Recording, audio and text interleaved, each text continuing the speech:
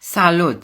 Astăzi îmi fac o ședință de neurofeedback singură. Mi-am pus deja electrozii, mi-am pus căștile, iar în căști rulează muzica. Iar eu aud niște pauze la EEG-ul meu. Asta pe care o au electrozii, conduc electricitatea și înregistrează toți curenții electrici ai creierului meu. Și acum am să vă arăt și pe partea de aparat ce se vede.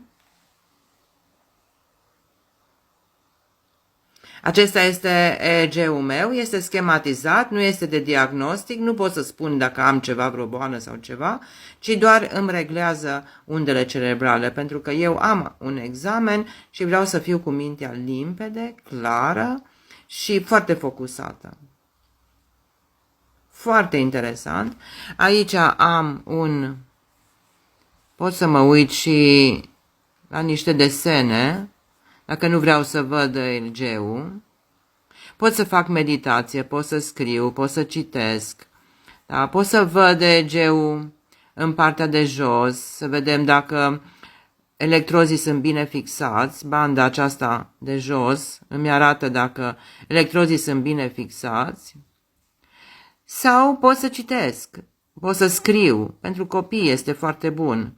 Iar acasă să ai un asemenea aparat este excepțional, pentru că te ajută să-ți menții mintea limpede, clară, să faci față stresului și îți reglează în permanență undele cerebrale, gândurile, da, care te obsedează, grijile, acele emoții pe care tu vrei să ți le gestionezi, acum ți le poți gestiona foarte ușor. Iar eu acum stau de vorbă cu voi și îmi reglez automat undele cerebrale. Este fantastic, nu?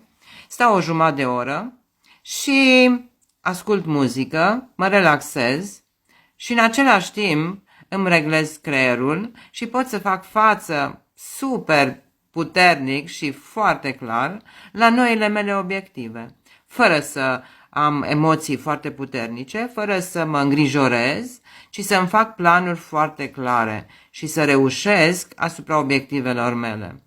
Muzica este extraordinară, am să vă dau să ascultați chiar un pic pentru că am să scot căștile și să auziți muzica.